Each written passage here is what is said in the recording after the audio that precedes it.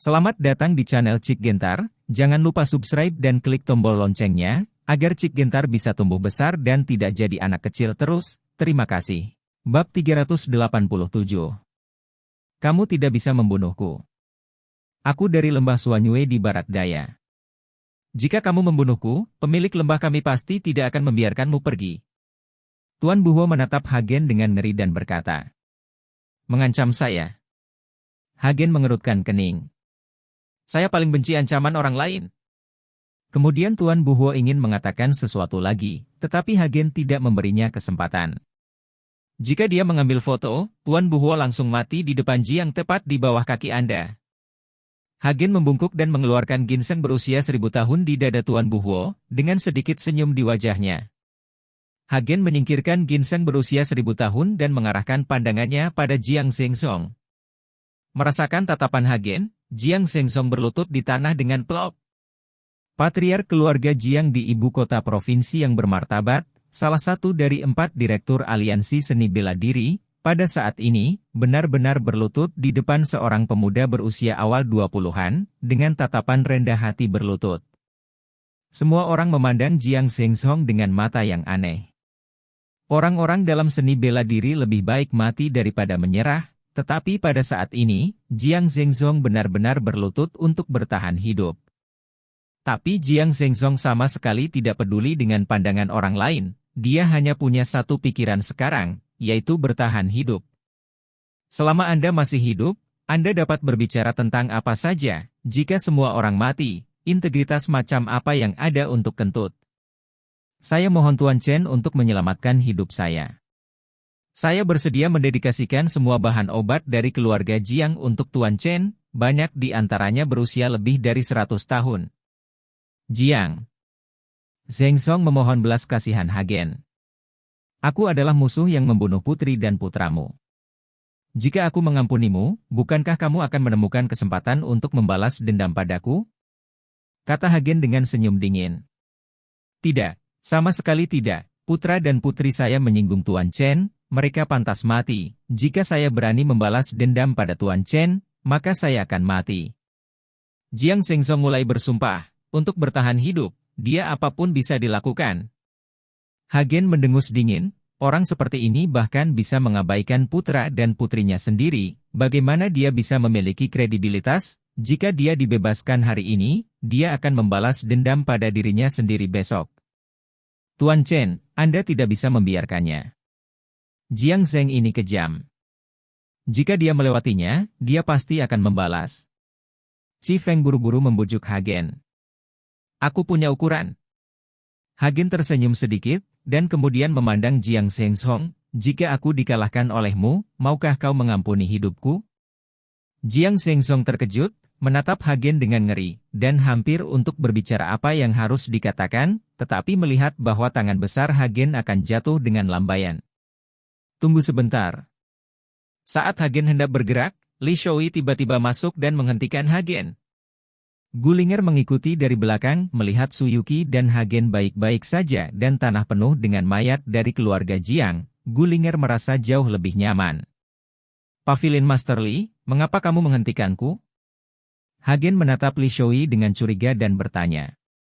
"Hagen, jika kamu membunuh Jiang Zhengzong, adik laki-lakinya mungkin tidak akan membiarkanmu pergi, dan seluruh aliansi seni bela diri di ibu kota provinsi akan menderita." Li Shoui berkata dengan sungguh-sungguh. "Saudaranya?" Hagen mengerutkan kening, tidak tahu siapa adik laki-laki Jiang Zhengzong. Ketika Wu Liui mendengar ini, dia terkejut dan berkata, "Bukankah Jiang Zhengde sudah lama meninggal? Bagaimana mungkin dia masih hidup? Dia sangat kuat." Li Shoui dia menggelengkan kepalanya dan berkata. Pada saat ini, semua orang tercengang. Mereka sepertinya mengerti siapa yang disebut Li Shoui sebagai Jiang Zhengde. Hanya Hagen dan yang lainnya yang terpana. "Hahaha, kamu tidak bisa membunuhku. Jika kamu membunuhku, adik laki-lakiku pasti akan membalaskan dendamku. Dia akan membunuh seluruh keluargamu." Jiang Zhengzong, yang sedang berlutut di tanah, tiba-tiba melompat dan tertawa terbahak-bahak. "Jiang Zhengzong, jangan berpuas diri. Untuk menjadi kepala keluarga Jiang, kamu memaksa adik laki-lakimu pergi dan mengirim seseorang untuk membunuhnya. Sekarang bahkan jika dia belum mati, tidak mungkin dia membalaskan dendammu, kurasa dia sekarang aku ingin membunuhmu. Wu Liui mendengus dingin pada Jiang Zhengzong. Bab 388. Dia bisa membunuhku, tapi kamu tidak bisa. Lagi pula, kita adalah saudara dari rekan senegaranya kelas 1. Jika kamu membunuhku dan menghancurkan seluruh keluarga Jiang, saudaraku pasti akan membuatmu membayar harganya, Jiang Zhengzong berkata. Dengan bangga, mengaum. Padahal, dia baru mengetahui bahwa adik laki-lakinya masih hidup saat ini, namun untuk bisa menjadi pelatih ibu kota, dia harus kuat, dan kucing serta anjing di ibu kota provinsi pasti tidak akan menganggapnya serius. Ketenangan. Melihat Jiang Zhengzong yang bangga, Hagen mendengus dingin. Dengan satu telapak tangan, kepala Jiang Zhengzong meledak dalam sekejap, dan dia langsung jatuh ke tanah. Melihat pemandangan ini, semua orang terdiam sesaat, dan Li Shoui merasa semakin campur aduk. Sekarang Jiang Zhengzong sudah mati, keluarga Jiang pasti akan terbagi. Jika Jiang Zhengde benar-benar ditemukan saat itu, akan ada badai berdarah di ibu kota provinsi. Pelatih di Kyoto didukung oleh banyak keluarga besar di Kyoto. Berapa banyak keluarga yang ingin mengundang Jiang Zhengde sebagai menteri tamu? Alasan mengapa Li Shoui mengetahui berita ini adalah karena teman-temannya di Kyoto mengetahui bahwa kampung halaman Jiang Zhengde adalah ibu kota provinsi Jiangbei. Li Shoui membujuk Jiang Zhengde atas nama sesama penduduk desa. Karena inilah Li Shoui tahu bahwa Jiang Zhengde tidak mati, dan dia berkembang pesat di ibu kota. Kekuatan Tuan Chen, saya kagumi pada Wu Liui, jadi saya ingin mengambil kesempatan ini untuk merekomendasikan Tuan Chen sebagai pemimpin aliansi seni bela diri saya. Jika Jiang Zhengde benar-benar kembali ke ibu kota provinsi, kita juga dapat melawan di bawah kepemimpinan Tuan Chen. Wu Liui melangkah maju dan berkata dengan hormat kepada Hagen. Ya, kami setuju dengan Tuan Chen sebagai pemimpin. Tuan Chen sebagai pemimpin. Saya yakin tidak ada yang keberatan. Semua orang mengikuti.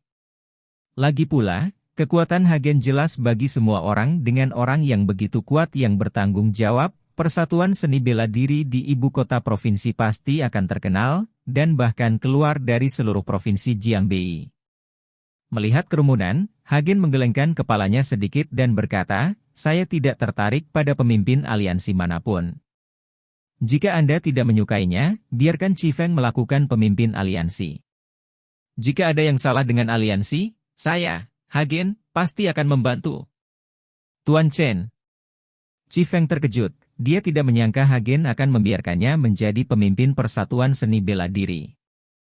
Hagen melambaikan tangannya ke arah Chi Feng, tetapi tidak membiarkannya mengatakan apa-apa, biarkan Chi Feng menjadi pemimpinnya, sebenarnya Hagen baru saja memikirkannya. Di masa depan, ketika tingkat kultivasi semakin tinggi, sumber daya yang dibutuhkan Hagen akan meningkat secara eksponensial, jadi Hagen membutuhkan seseorang untuk membantunya menemukan sumber daya. Setelah Chi Feng menjadi pemimpin persatuan seni bela diri, dia pasti akan dapat membantunya menemukan sumber daya dengan lebih baik. Saya setuju. Sekarang Jiang Zhengzong sudah mati, dan San Yaobang telah menjadi orang yang tidak berguna, dia mungkin akan segera mati. Sekarang 4 direktur hanya saya dan Chi Feng. Saya pikir saya bukan tandingan Chi Feng, jadi saya setuju dengan Tuan Chen. Saran. Wu Liui adalah orang pertama yang setuju dengan lantang. Setelah Wu Liui mengatakan ini, klub seni bela diri keluarga lainnya tidak berani keberatan, jadi mereka semua setuju, dan Chi Feng menjadi pemimpin persatuan seni bela diri sebagai hal yang biasa. Pertemuan bubar, dan Wu Liui tidak pergi dengan tergesa-gesa, tetapi berjalan ke Hagen setelah hanya ada sedikit orang. Beberapa trik. Sikap Wu Liui sangat hormat, sama hormatnya dengan seorang siswa sekolah dasar yang menghadap seorang guru. Tuan Wu bersikap sopan, tidak apa-apa untuk berdiskusi satu sama lain, belum lagi petunjuk apapun. Kata Hagen dengan sedikit senyum. Hahaha, tidak apa-apa untuk berdiskusi, ketika saatnya tiba untuk mengundang Tuan Chen, saya harap kita tidak melepaskan merpati tua itu. Wu Liui tertawa terbahak-bahak. Bab 389. Tidak. Hagen menggelengkan kepalanya. Segera, Wu Liui juga pergi. Melihat punggung Wu Liui, Hagen selalu merasa bahwa orang ini sangat licik, yang membuat orang merasa tidak dapat diprediksi, tetapi dia tidak dapat mengatakan bahwa dia jahat. Lagi pula, apa yang terjadi hari ini, Wu Liui membantu Hagen di mana-mana. Hagen, apa yang aku katakan adalah kebenaran. Kamu bisa melakukannya sendiri. Jika Jiang Xingde mengetahuinya, dia pasti tidak akan melepaskannya. Li Shui berkata kepada Hagen tanpa daya. Para prajurit akan memblokir air dan menutupinya dengan tanah, tidak ada yang perlu dikhawatirkan. Kata Hagen sambil tersenyum tipis. Melihat ini, Li Shui tidak bisa berkata apa-apa lagi, jadi dia hanya bisa membawa pergi seseorang. Hagen membawa Qi Feng dan Lin Tianhu dan tidak kembali, tetapi langsung pergi ke rumah Jiang. Sekarang Jiang Zhengzong sudah mati, semua yang ada di keluarga Jiang akan menjadi milik Hagen. Di antara banyak keluarga di ibu kota provinsi, tidak ada yang akan mengikuti Hagen untuk bertarung. Lin Tianhu sedang mengemudi, Hagen duduk di kopilot, Suyuki dan Guling Er di belakang, dan ada beberapa mobil mengikuti di belakang, Qi Feng memimpin Qi Feng Tang. Hagen, kamu. Apa yang terjadi dengan hal-hal kotor yang baru saja kamu makan? Di tengah jalan, Suyuki mau tidak mau bertanya kepada Hagen. Sekarang Suyuki memikirkan Hagen memakan hantu-hantu itu, dia masih merinding dan ingin muntah. Makanan kotor apa yang dia makan? Gulinger bertanya dengan rasa ingin tahu. Suyuki ingin menjelaskan, tetapi dia tidak tahu bagaimana menjelaskannya, jadi dia hanya bisa menatap Hagen, berharap Hagen bisa menjelaskan.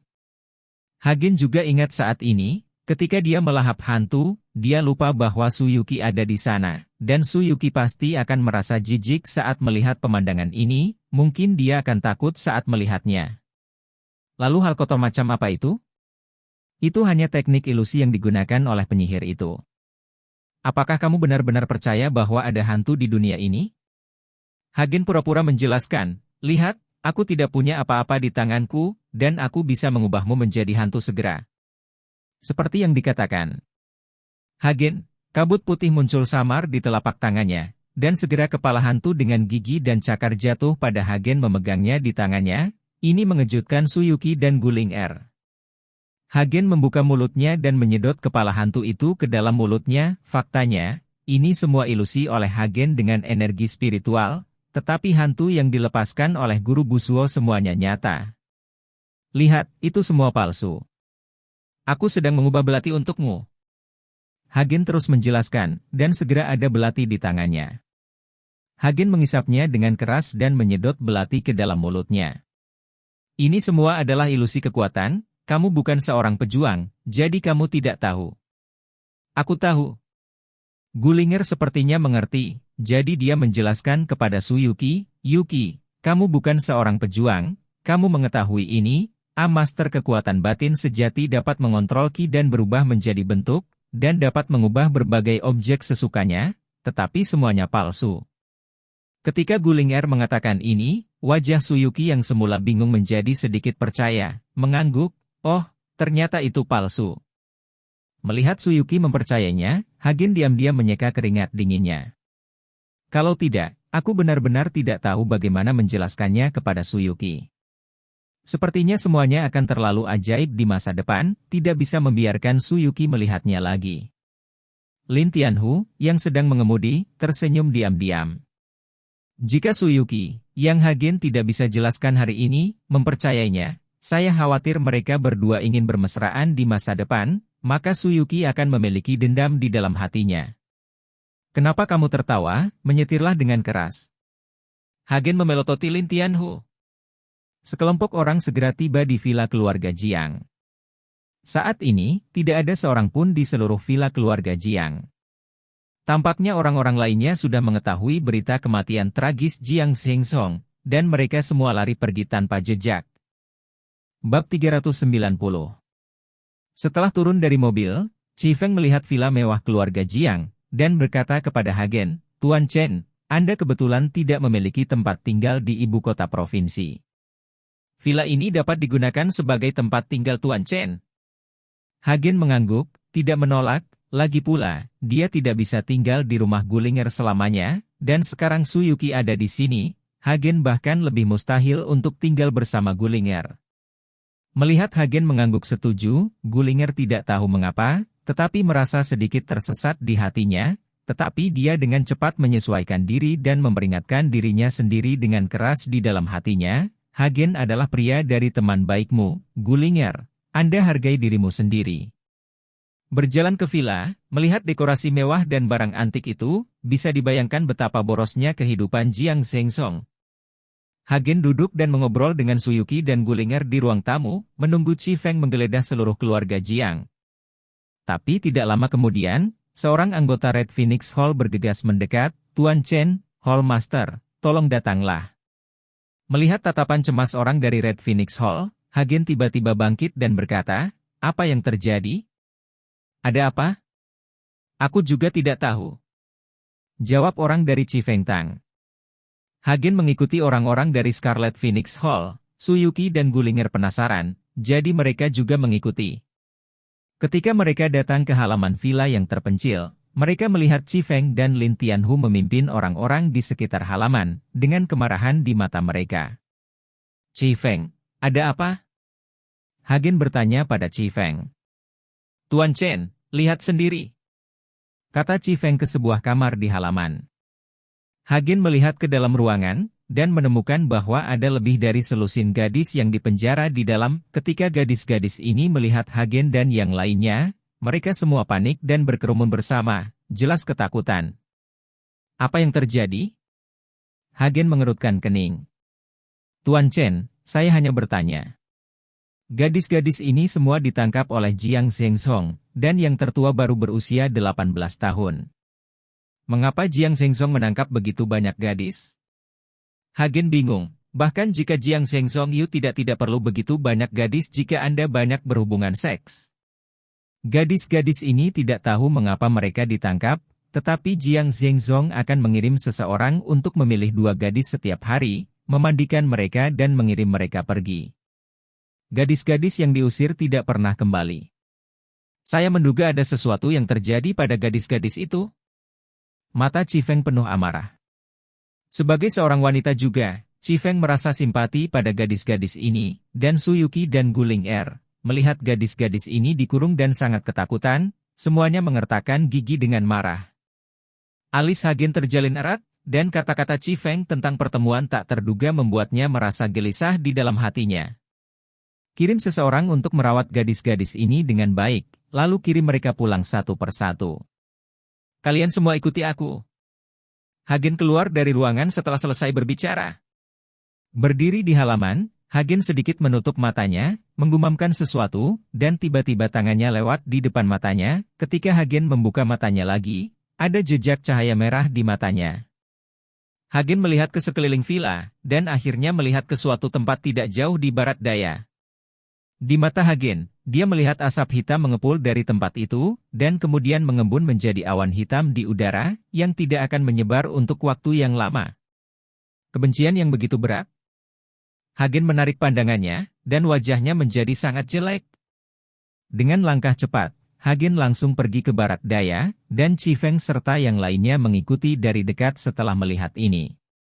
Setelah berlari sekitar 3 atau 4 mil, Hagen berhenti di atas kantong tanah kecil, dan melihat ada tanah yang baru dibalik di mana-mana. Hagen melirik, dan tiba-tiba menemukan anting-anting di tanah, dan kemudian menemukan anting-anting di tempat seperti itu, yang membuat wajah Hagen sangat suram. Bab 391. Meskipun dia tidak percaya, anting-anting di tangannya mungkin mengkonfirmasi tebakannya. Setelah beberapa saat, Chi Feng dan yang lainnya datang perlahan. Kecepatan Hagen terlalu cepat, mereka tidak bisa mengikuti. Tuan Chen, apakah ini? Chi Feng memandangi tanah yang baru digali di tanah, dan sepertinya memikirkan sesuatu. Kirim orang untuk menggali di sini. Hagen tidak menjawab Chi Feng, tetapi meminta Chi Feng mengirim orang untuk menggali di sini. Segera, Chi Feng mengirim orang untuk mulai menggali, dan kemudian tubuh gadis-gadis itu digali satu demi satu. Tubuh gadis-gadis ini ditutupi dengan bekas luka di sekujur tubuh mereka, dan penampilan mereka sangat mengerikan. Wow! Suyuki tidak tahan lagi, dan memuntahkannya dalam sekali teguk. Dan semua orang memiliki kemarahan di mata mereka, dan gigi mereka bergemeretak. Jiang Shengzong ini, terlalu murah untuk membunuhnya. Kata Gulinger dengan mata merah dan gigi terkatup. Lin Tianhu, seorang kaisar bawah tanah yang membunuh orang tanpa berkedip, melihat pemandangan ini, matanya memerah, dan perutnya kewalahan. Tanpa mengucapkan sepatah kata pun, niat membunuh Hagen melonjak ke langit, dan matanya sangat tajam. Tuan Chen, meskipun Jiang Shengzong kejam, dia belum pernah mendengar dia melakukan ini selama bertahun-tahun. Mungkin orang lain melakukannya. Qi Feng berbisik kepada Hagen. Bukan karena Qi Feng memaafkan Jiang Shengzong, gadis-gadis ini semua ditangkap oleh Jiang Shengzong, dan tidak mungkin untuk memaafkan Jiang Shengzong lagi. Tetapi Qi Feng merasa bahwa metode kejam seperti itu tidak ingin dilakukan oleh Jiang Shengzong. Setelah Qi Feng selesai berbicara, seseorang melintas di benak Hagen, yaitu Tuan Buhuo yang baik hati dan abadi. Sortir sisa-sisa gadis-gadis ini dan kubur mereka dengan benar. Setelah Hagen selesai berbicara, dia mengangkat kepalanya dan melihat ke udara, dan tiba-tiba dengan ujung jari, cahaya keemasan keluar, dan kemudian menghilang di udara dalam sekejap. Awan hitam kebencian berkumpul di udara langsung menghilang di bawah cahaya keemasan, dan akhirnya menghilang tanpa jejak. Bagi Hagen, keluhan ini adalah sumber yang bagus untuk kultivasi, tetapi Hagen tidak akan menyerap keluhan ini, dia hanya menghilangkannya sehingga gadis-gadis ini dapat bereinkarnasi lagi. Ketika mereka kembali ke villa, wajah Hagen selalu muram, sementara Suyuki selalu muntah, dan Gulinger membujuknya. Setelah sekitar beberapa jam, seluruh keluarga Jiang digeledah, dan tumpukan dokumen kontrak terakhir, serta beberapa kantong besar bahan obat, ditempatkan di depan Hagen. Qi Feng masuk dengan banyak pakaian dalam wanita, dan berkata kepada Hagen, Tuan Chen, ini semua ditemukan di sebuah ruangan. Saya memeriksa pengawasan, dan ruangan itu adalah tempat tinggal Tuan Buhuo. Pria tampan, dia tidak sebagus binatang buas. Lin Tianhu menggertakkan giginya dengan marah ketika mendengar ini. Hagen tidak terkejut, dia sepertinya sudah menebaknya. Lembah Suanyue di barat daya, Hagen menyipitkan matanya sedikit, dan melihat ke arah barat daya. Aku akan membuatmu membayar harganya. Tuan Chen, ini adalah beberapa kontrak keluarga komersial atas nama dari keluarga Jiang. Qi Feng menyerahkan dokumen itu kepada Hagen dan berkata. Hagen bahkan tidak melihatnya dan berkata, aku akan menyerahkannya padamu untuk ditangani, yang aku inginkan adalah apa yang ada di dalam tas itu. Qi Feng meletakkan dokumen itu, lalu membuka salah satu tas dan berkata, Tuan Chen, ini beberapa bahan obat yang berharga, tapi semuanya ramuan lebih dari 100 tahun. Tak perlu dikatakan, Hagen sudah mengetahuinya, dan Hagen sudah merasakan aura yang begitu kuat. Tapi yang mengejutkan Hagen adalah bahwa keluarga Jiang memiliki begitu banyak bahan obat yang berusia lebih dari 1 abad. Anda harus tahu bahwa Hagen belum pernah menemukan begitu banyak bahan obat yang berusia lebih dari 100 tahun di Yuncheng, yang diketahui sebagai ibu kota kedokteran. Seluruh provinsi Jiangbei dan Yuncheng memiliki basis bahan obat terbesar. Dapatkah dikatakan bahwa keluarga Jiang tidak membeli bahan obat ini dari Yuncheng?